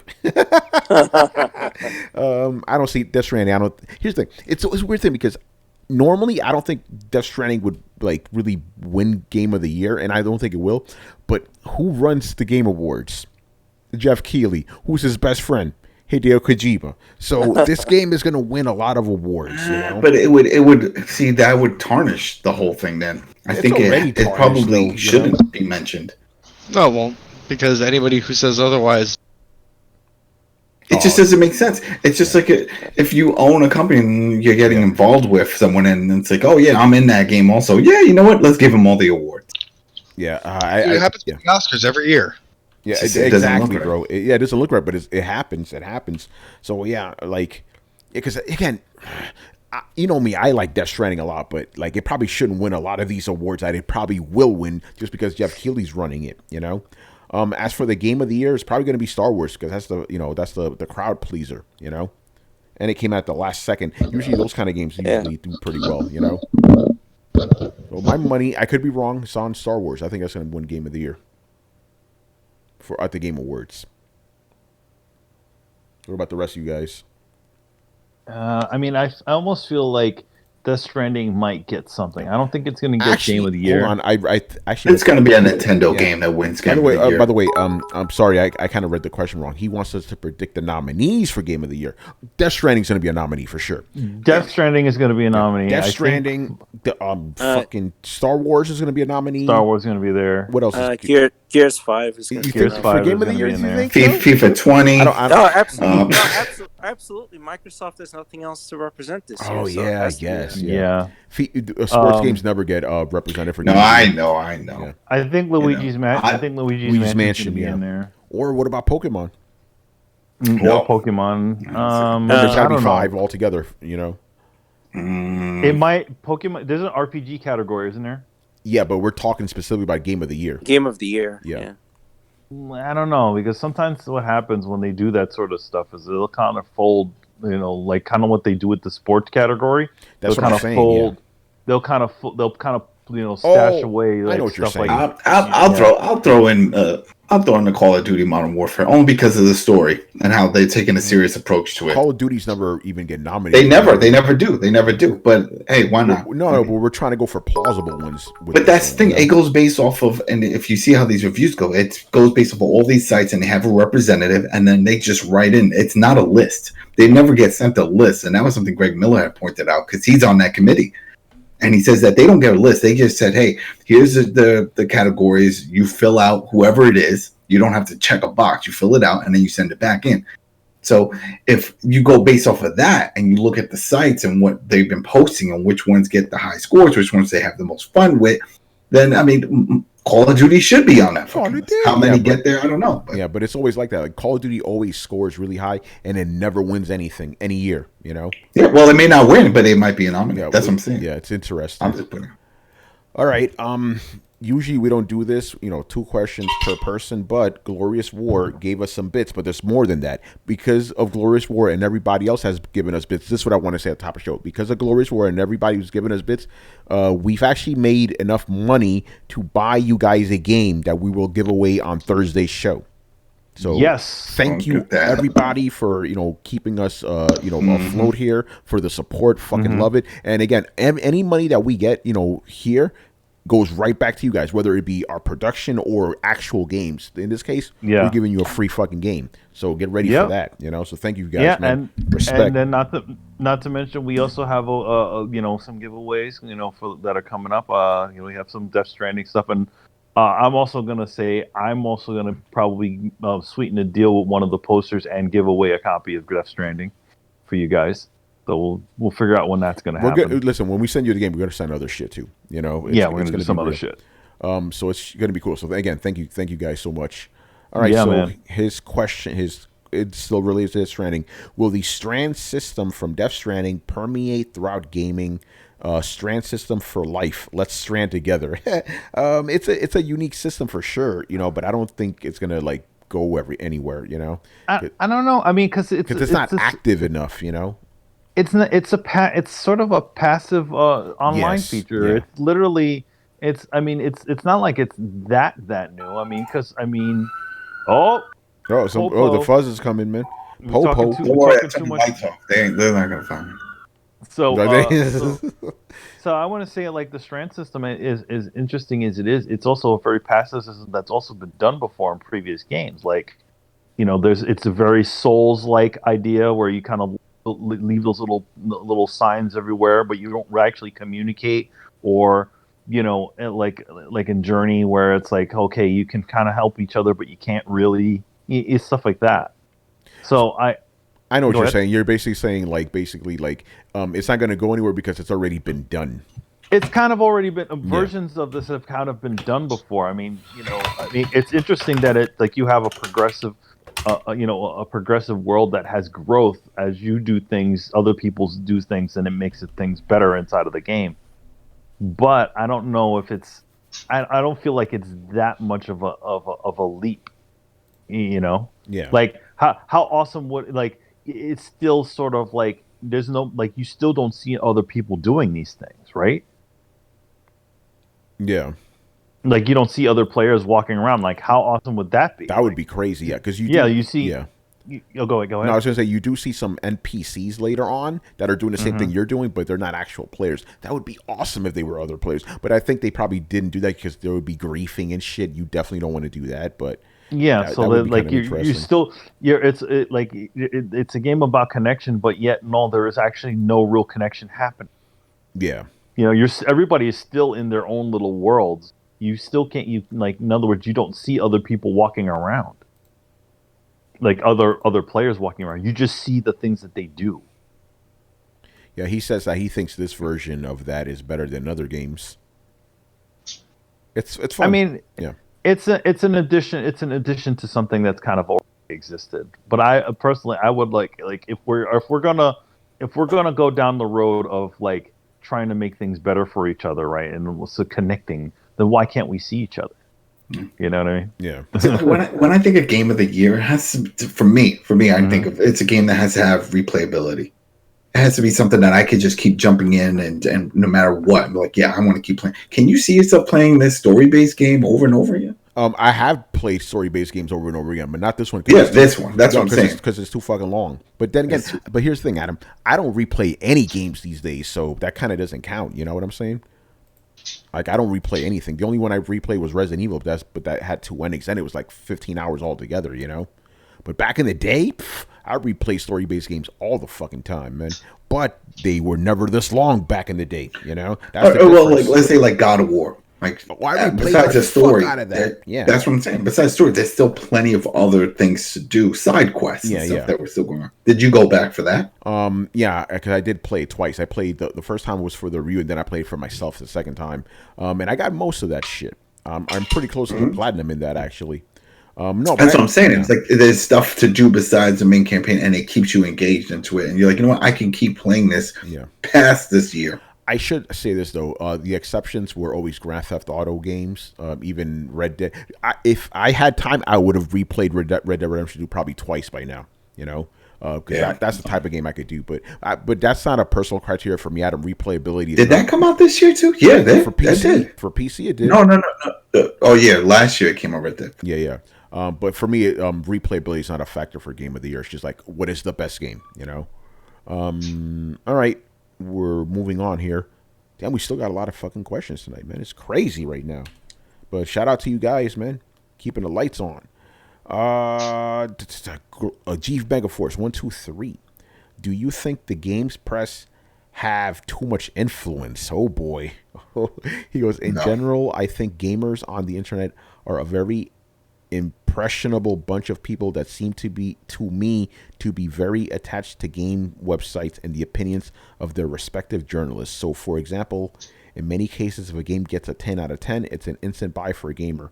You see this in comments pages all the time, often with very little visible proof of discussion or reasoning. It's just instant buy due to the opinion of a reviewer who is actually just a gamer like them who happens to get paid to write about games for a living. Conversely, if a game gets 7 out of 10, it's a rental or even 8 out of 10. This binary way of thinking is a very poor way to make decisions and to live by, and it's also very unfair to developers. Interesting. No, man. People don't care. Look at all these shitty games that simple people buy. Look at the WWE 2K20. And it still is in the top 20 when it comes to sales. And even this month, it's still up there. And it actually is fucking broken. And it got horrible ratings. People don't give a shit. They jump in, they read a little bit, or they just go down, they see the reasons, the good reasons and the bad reasons for it. And then they make their own decisions. You know, very few people actually give a shit. They just like to know about the game. But I don't know personally anybody says, wow, you know, this site gave it a great deal, then they must be awesome. You know, unless you know the reviewer and you relate because you know the type of games he plays and it's similar to your style. Here's the thing. He is right about this happening back in the day. That doesn't happen now. Because I remember like, oh, IGN gave this, I got to get it now. Mm-hmm. I remember people did that shit all the time. Oh, Kotaku gave it a good review, I got to get it now. But for the last 5 years, yeah, that's out the window. You know, I feel like it's also because of the big divide between gamers and the actual journalists that are doing these jobs.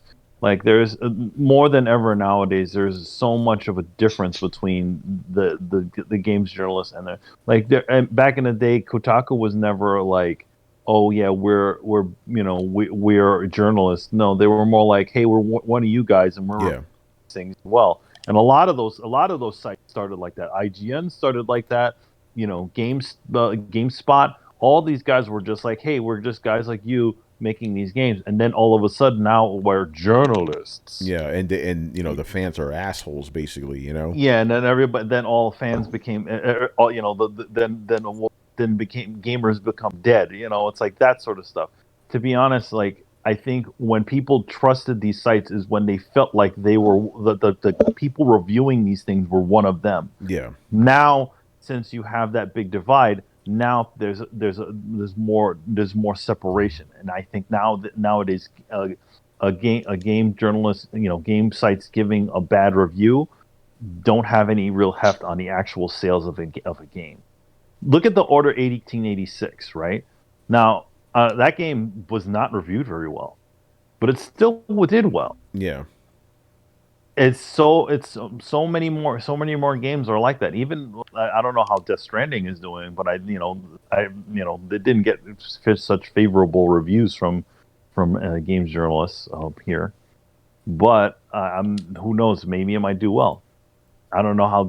I definitely think you're seeing it a lot more. It's almost like the way movies are now. You know, like movie reviews. Like even if a movie got really bad reviews, like you look at films like Commando. Like, Commando didn't get reviewed very well. Neither did Rambo, First Blood Part 2, because all the critics, you know, who were these high guys, are like, oh, well, this is not real filmmaking. This is just slog. Yeah. You know? Yeah, that well, I mean, that's a conversation you and I had years ago. It was like it's kind of Mhm. interesting how nobody really trusts. Again, this is from years ago. Nobody trusts movie reviewers, but they trust video game reviewers. Now people don't trust any reviewers. You know? Yeah, well, it's because a lot of game journalists have drawn that line in the sand. Yeah. The thing of the key to gaming in general is that, remember, like classically, if you played games when you were younger, you were always made fun of, just like how Yeah. comic books were. Mhm. And you were the people creating these sites were enthusiasts, just like you, Yep. who just so happened to be paid to do this job. But Yep. that sort of changed as the years have gone on, where now all of a sudden, a lot of these games journalists think that they're writing for the New York fucking Times. You're a game journalist. You're not writing for the New York Times. Also, I need to add this, and this is something we talked about in the show years ago, right? Being a gamer, being a person who actively plays games, is not a requirement to be a games journalist. No, No, it's not. no. It's more. You have to be a writer. You have to be a writer first and a gamer second. Yeah. So that's why. And I that's just want why- to stress this. Oh, go ahead. Like, this isn't a secret. If you go to Kotaku's, if you try to get a job for Kotaku, you go to their hire page. It says it right there. You do not need to be a video gamer to work for us. Yeah, exactly. So You you know? just have to have an opinion. So like now you have like, I mean, yes, granted, you don't need to be honest, like to report games. Yes, I personally don't think you need to you at least be able to have to know how to be able to play a game. But at the same time, I think it doesn't do anything for your fan base if you're just some guy that you're just a person who doesn't, because I feel like also just having that gamer cred helps people kind of relate to it. That's why I think Greg Miller works so well, because that son of a bitch is still fucking platinum games. Yeah, yeah, Yeah. that's right. People like see, it- now. people and see you it as can credible. Yeah. And you can look at his gaming list right now and tell what games he's finished, what things he's doing, what things he's doing, and I think that's why he still continues to have that sort of credibility with fans, because he is, and even to this day, he's like, I'm one of you, you are my friends, stuff like that, and I think Yeah. that's why it worked so well with him. And let's take it to the next level now. Why do you think influencers are becoming so big? Because you see these motherfuckers playing games. Exactly. Yeah. Exactly. It's because it's one of you. It's one of you that's out there playing that sort of game. They're not a guy getting paid, per word on an article. They're not a person who's on a high horse who thinks they're better than you because they've managed to think about games in a higher way than everybody else. That's why people tend to trust these guys. They trust the influencers a lot more than the games journalists, because it's like, these guys are high on their hog, but yet this guy who doesn't get paid anything is just sitting here playing with us, and we're allowed to watch and hang out with. Yeah, exactly. And I think people just need to, whenever they check out a review, just read through it and see if it's something that relates to you. Exactly. And if it relates to me, oh yeah, okay, I can see that. That's an element of gameplay that I do enjoy. So if they give it a 10 out of 10 and they mention, and it has blue dots everywhere and you don't like blue dots, then it doesn't matter if it's 10 out of 10. The game's not for you. I also think, I think a lot of people do assign a lot to number scores at the end, and sometimes they just skip to the number score rather than actually reading. Oh yeah, They do that shit all the time. Yeah, but that's we've talked about that before. But yeah, the stuff you're talking about, G-Bag, of course, was very true. But back in the day, that's not the case anymore, man. But I think also the one thing though that does I think good reviews also does. I mean, especially with the Metacritic thing, I think that sort of stuff has a heft over gaming. We've heard of if a game has gotten a good review, that they've got a good Metacritic score, that the company decides that they're going to give more money to that studio, stuff like that, or take away money from that studio because of the review, because of the big Metacritic score. Is that still a thing nowadays? What, the Metascore? Yeah. Yeah. They don't get bonuses. Yeah, that still happens. Yeah. Yeah.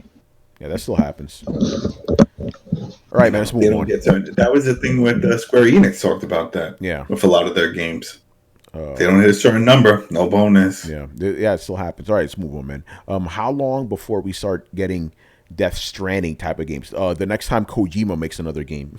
Yeah, that's it, man. Kojima makes singular games, man. Yeah, I don't. Yeah. I don't think Death Stranding sort of games is going to be a thing. To be honest, you can't explain a Death Stranding type of game. It's just a crazy mishmash of stuff.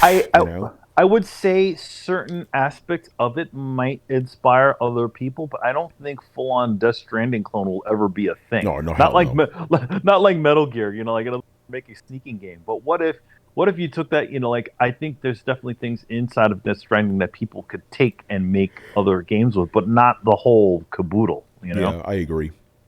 All right, man. Moving on. All Day Digital, man. What's going on? Welcome back. Oh man. All right. So his first question is: I've been hearing a lot of Kojima haters say that Death Stranding will ruin future game development, meaning a game doesn't have to be "quote unquote" fun. In my opinion, I think it would do the exact opposite. It might influence more creativity. What are your thoughts? We've talked about this before, and we have different opinions. Manny, go ahead. You answer first. I'm gonna say this. Who thinks that this game? I mean, I don't think the game is not fun. I think there's fun to be had in the game, but I do think that it's not the type of thing that people would consider fun on every level. Like not everybody would be considered that the aspects of the game that fun. But I couldn't say it was generally not fun because I'm having a good time with it, to be honest. Yeah. It's just I don't know. The best way I could explain it is like watching the film Blade Runner. Blade Runner is not the film for everybody. You can sit down there and I find the film fun because of just a lot of the technique that's being done. I like the noir type story that's in it, but it also takes its time, and it can like Deckard, the main character in the movie, is kind of a schlub. He gets his ass whipped by every single bad guy in the movie, and he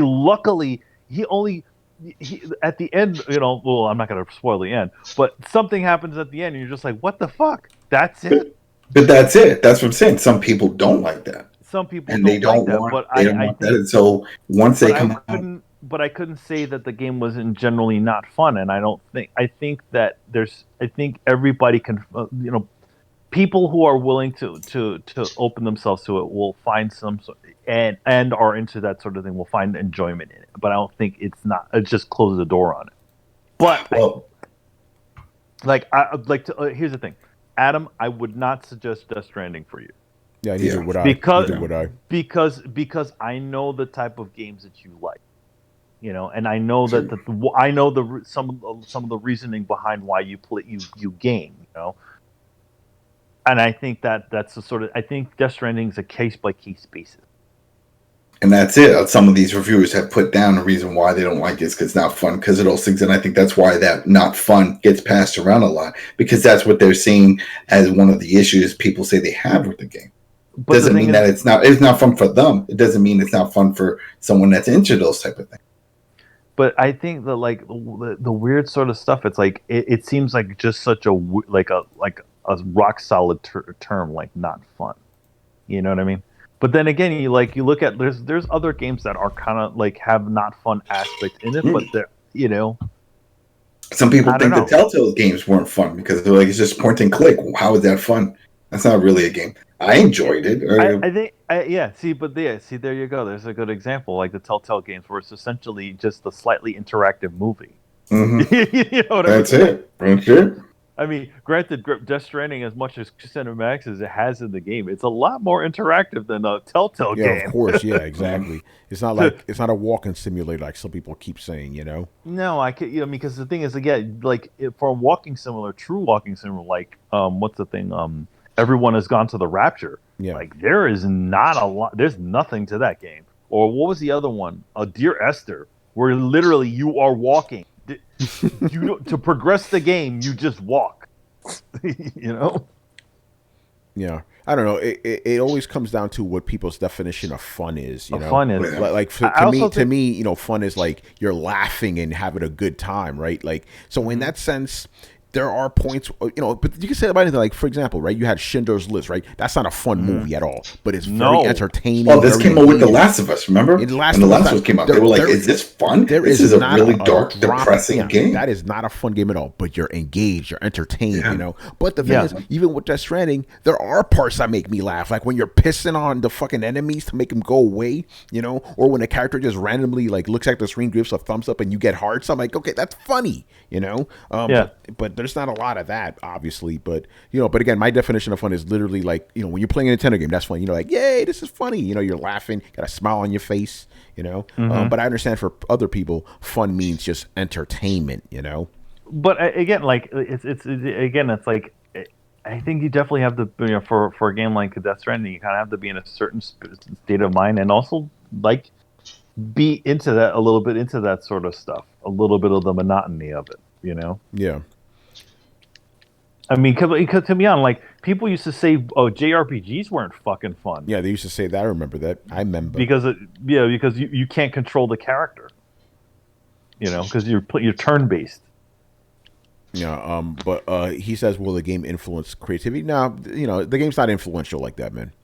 Yeah, I don't know if it would. I don't know if the game. I would say if the game is influential. Yeah, no, it isn't. I wouldn't say that. I definitely say it's a different. It's somewhat different than a lot of, but it's different from what you see in AAA games, but that's about it.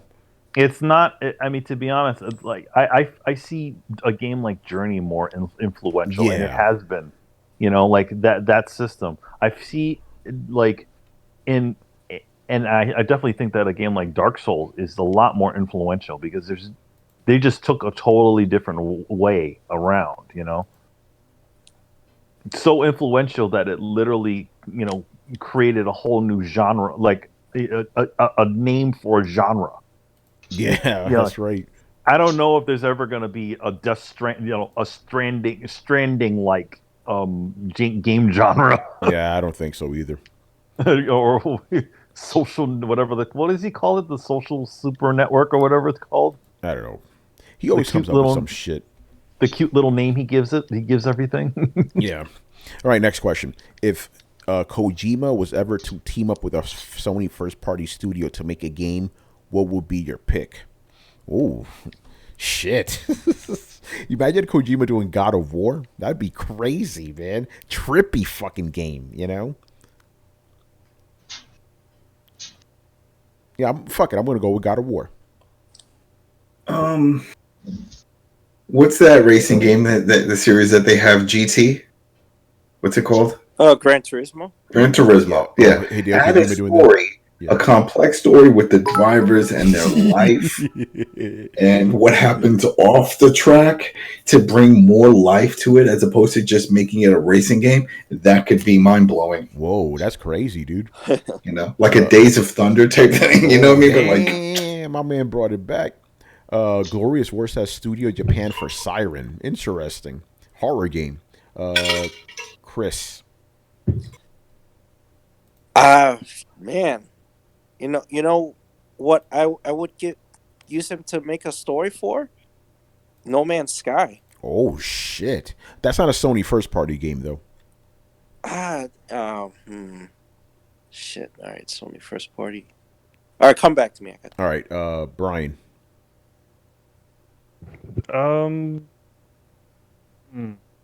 I'd say Soham. Whoa. And that actually kind of falls in line with the military shit he's done in the past. The soldier, the shooter. I like the way you think, Brian. Wait, I gotta put something I want to. Brian, keep going. Because what Brian just said. Yeah, no, go ahead, Brian. You finish up, and then Adam, you go. I think that you just go like really well because it's Kojima, and I know that he has like mindflight, the military aspect, and he has his commentary on that. So I think that'd be quite nice. You see. This is his shit. It's because you see a lot because of the comment that he had made that Kojima had made, and then other people taking it the wrong way and saying, "See, all Americans just like shooters and this and this and that." They can't relate. Kojima likes shooters. He does. Kojima likes shooting games. He's used the word soldier multiple times for his characters. But he didn't talk shit about shooters, though. Exactly, that's what I'm saying. But it's interpretation that people took, making it seem like, oh, you see, you guys Americans are woke and this and this and this and this and that. It's like, no, these are the things he likes. So yes, of course it makes sense. And you said it, SOCOM, that would make sense. Yeah, that would be right up his alley. Yeah. Mm-hmm. It's fun. It's funny. The somebody mentioned Siren, but essentially Siren is made by the guy the director of Silent Hill, right? Well, I think he did that on purpose. He did that on purpose. It's the first. Yeah, the guy who directed Toyama. Glorious War, man. He directed the first Silent Hill game, nice. And then immediately went to Sony. Yeah, he'd be doing Silent Hills for Sony. All right, Brett. If you could have Kojima work on a Sony first-party game, what would it be?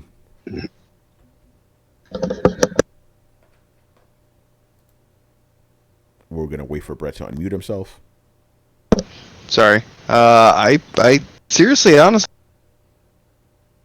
God damn, you're cutting out. Say that again. Honestly, what? Honestly, I have no fucking clue. Okay, we could skip. So we just pass? Yeah. All right, fair enough. Oh. That is a viable answer on Throw Down Your Questions, people. Chris, are you good now? Yeah, man, I just thought of it because it's something I've been wanting Sony to announce for a long, long time. Give Hideo Kojima siphon filter. Oh, another one. Yep. Yeah.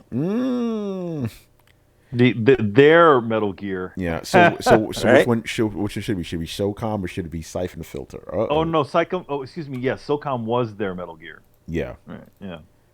And so was siphon filter though. Yeah. Sony, what happened, man? Sony has so many like derelict franchises that they just kind of don't touch anymore. Look, Sony has their own Final Fantasy. They had Legend of Dragoon.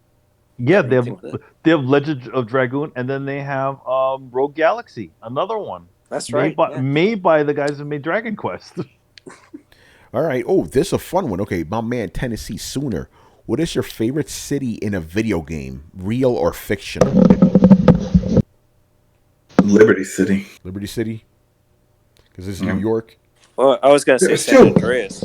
Yeah, because I would have to use, Because you knew where you were going. At least for people who live. I know a lot of people that live in San Francisco liked that Ubisoft game, the hacker game. What was it called? That you played? Watch Dogs. They loved it because they said it was true to the city layout, so they knew where to go, what streets to turn down, and what was going to be there. That was the same feel that I got out of Liberty City. And I mean, I was going to say Division, but that wasn't really open world. That was just a downtown weird portion of it. But that was also true to the actual layout, so I knew where I was going.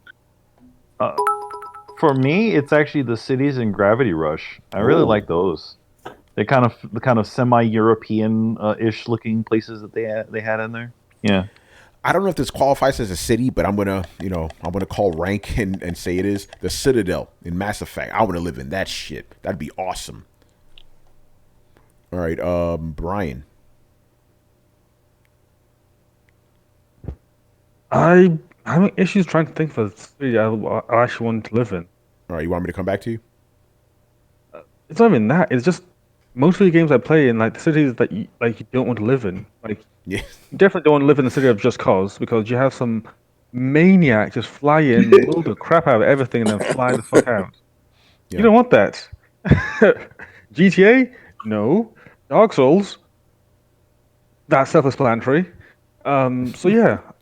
Japan and by the way, Brian, I did take the into account that if I live in a citadel, I'll have to be subject to attack by giant robot robot squids. I took that into account.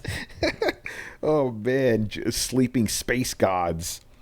Brett, what fictional or real video game city would you like to live in? I'm kind of on in the vein. It's like none of them are really particularly great. Citadel is a good choice, but even then, it's not that big, man. It's not really that big.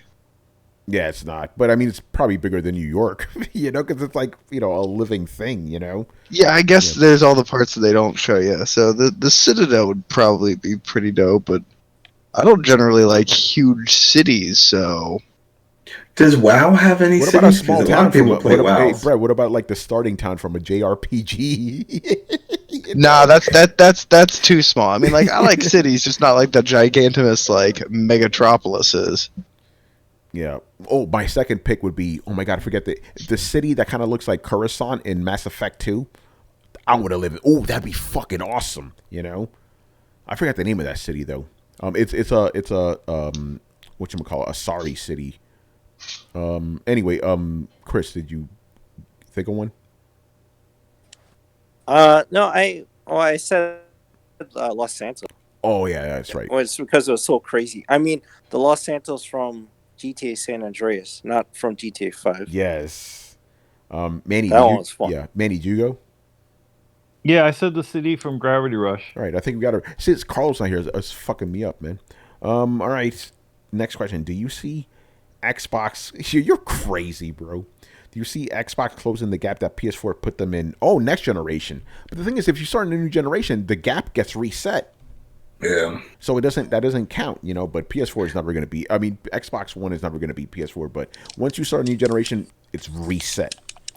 I think what he's saying, man, there's not so much closing gap as if it's going to make a big impact next gen. And I think I don't think the console will, but I think the company as a whole will. If this xCloud thing takes off and Game Pass takes off, right now it's taking off, but if it gets to that point, it could dominate that space and the conversation of how you play your game. Doesn't mean it's the best way to do it or whatever, but it could be the go-to place.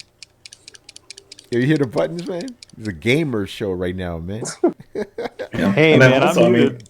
Not me. It's probably it's Brett, right? You playing Dark Souls? No, that's not me. No, I think it's Chris that he was also playing. That's my fault. Yeah. Oh, okay. Yeah, that's it. By the way, can we call it Star? Can we call the new Jedi game Star Souls? Brett. Yeah. All right, let's call it. Yeah, I think so. Star Souls. So it's a cool name. Souls Wars. Souls Wars. That works too. Clickety clack. All right. Last two questions, man. Mr. Ronan in the house. All right. Pre-autosave. Years before memory cards ever showed up, what are some memorable ways games allowed you to save your progress? Mega Man 4 had a password system that was like a cross between a grid and a bingo sheet. Yeah. Mm-hmm. Let's talk about those, man. Like, remember back in the day, like you had to do like put in codes and shit. We just talked about before. Remember back of the books.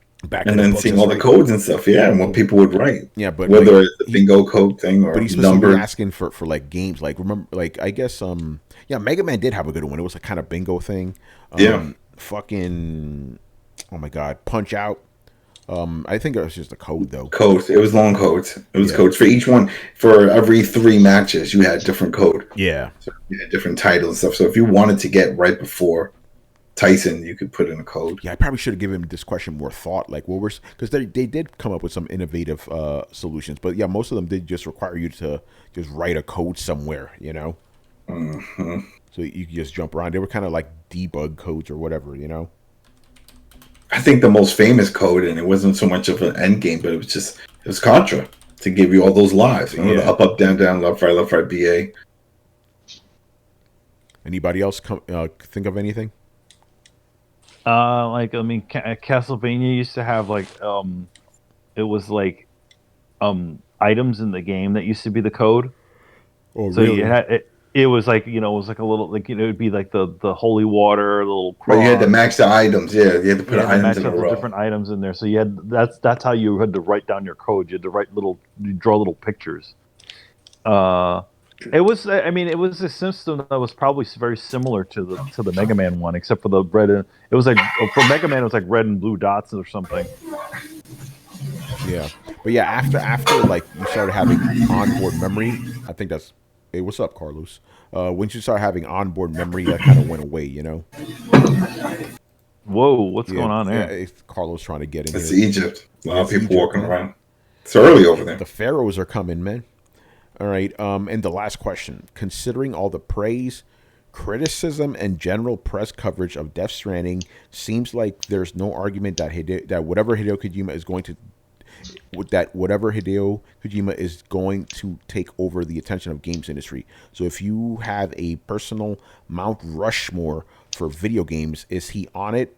And who would be the other three? I'll narrow the question to say limited to only Japanese game creators. Oh shit! So the Mount Rushmore of Japanese game developers, who would it be for you guys? The dude from Nintendo. Miyamoto has to be in there. Miyamoto. Yeah, I would definitely put Kojima in there. Yu Suzuki, I would put him in there. Come on, you gotta put Miyazaki in there. Really? Well, no. By the way, since it's only 4, we could have our individual ones, if you want. I wouldn't put Miyazaki. I don't think he's that legendary. But he could be though. But anyway, yeah. Let's do individual ones. Brian, I'll go start with you first. I put most of your guys' answers. So Miyazaki. Oh, I forgot his name. I'm blanking his name. Okay, the 3 that we just said just now. Oh, yes. Go ahead. And I'd put in Street Fighter guy. I always forget his name. So I think that they've done a lot more. He didn't really create Street Fighter though. He does. But he is the Street Fighter guy. Like he has an amazing personality. Like he even beat out like my personal favorites, like Shinji Mikami and the guy with the glasses. Old guy. Shinji. The one that blocks people. Yeah. Oh, Hideki Kamiya. Yes. Interesting, because I would put those guys over Ono. You know, because really? Ono is more of a presentation type of guy. You know. But then, like, he brings life into like Street Fighter. Like, he has like funny things. Like, he that Street Fighter Death Stranding thing. That Tekken. No. Yeah. Yeah. He's just a funny guy. You know, like he seems to be like the hip hop gamer of like game devs. Yeah. You know? No, Brian, I'm he's not just over the top, eccentric, and I think that brings life to what he does. Yeah, no, this is your Mount Rushmore, so go ahead, you keep him in there. Exactly. Hence why I want to put him up there. Like, fair enough. He's not done anything to do with games per se like that, but I think what he brings to the table, no one else has brought to the table yet. That's what I'm trying to say. I'm not going to argue with that. That's a good point. Chris, Mount Rushmore Japanese game developers. Yeah. So Kojima would be on there. Yeah. Miyamoto would be on there. I would put Igarashi, I'd put on there. Yeah. And let's see, who's the 4th one? I'd give that some thought. I don't know. Yeah. Let me finalize mine. So yeah, Kojima, fucking Yu Suzuki. I have to do this. Yuji Horii, the creator of Dragon Quest. That guy's more famous than fucking Miyamoto in Japan. I don't know if you knew that. You know, and I would put Miyamoto too. So that's my 4. Who created Resident Evil? Shit, who was that? Was that Mikami? Well, Mikami, he worked on 4, right? He was the reason 4 was the way it was. Yeah. So who did? So maybe I give him the credit because, like, despite his other games, like Resident Evil 4 is amazing. Yeah. It says right here from Wikipedia that it was created by Shinji Mikami and Tokuro Fujiwara. So right, Shinji Mikami, there you go. He's my 4th one. All right, there you go. All right, Adam, did you go already?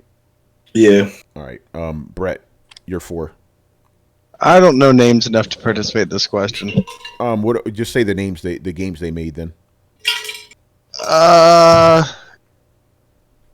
Castlevania, Dark Souls, Mario, Zelda. That's it. 4. All right. Boom. Yeah, Mr. Emilio. Let's see. Obviously Kojima, Miyamoto. Let's see. Now it's gonna get hard. Uh-oh. I'm gonna say Shinji Mikami, and that's the last one. Who's the last? I'm gonna go. I'll put Hideki Kamiya. Nice. And I actually no. Yeah. You know what? Excuse me. Not Hideki Kamiya. Yu Suzuki. There you go. There you go. And a special shout out to Yuji Naka. You know, because And Yuji Naka. We can't put up because we already picked 4, but shout out to him. You know. I think we're done, people. So thanks again. So yeah, we're gonna have a contest on Thursday. We're gonna give a game away. It'll probably be Death Stranding. Let's just be real, or Star Wars. It could be one. We'll figure it out. We'll give you a game. Actually, we'll figure out how we're gonna do the contest because maybe we'll let you guys decide. We're gonna do a poll on Twitter. That's what we're gonna do a poll on Twitter. We're gonna give you a list of games, and whatever game wins out, we'll buy that for you and we'll send it to the winner. You know, and the winner will be determined during the show. You know. So you got to watch live, people, on Twitch at 10:30 p.m. Eastern, man. So watch us over on Twitter at the Throwdown Show for all the details. It's going to be a lot of fun, man. I'm looking forward to this. Gaming, baby. See, yeah, we're done. So thank you for watching and listening. Leave us your questions in the Throwdown Discord server. We'll answer them on next week's show. Subscribe to Throwdown on SoundCloud, iTunes, and YouTube. Follow us on Twitch, Twitter, and Facebook at Throwdown Show. Links are located in the description below. Once again, our show is Tony Polanco, and tonight I was joined by Emilio Lopez. See you later, guys. Chris Seeley. Hey, take care, everyone. Brett Murdoch. It's been a real party, people. I'm gonna give him a chance. Brett, get in here. Brett. Oh, I'm cutting in and out real bad. Yeah. Peace, people. There you go. Adam Vale. Yeah, have a good week, everybody. And Brian Manjoma. Yeah. Good looking cow, Carlos. We miss you. There you go, man. All right, man. We'll see you on Thursday, people. Later. Later, guys. Later. See ya.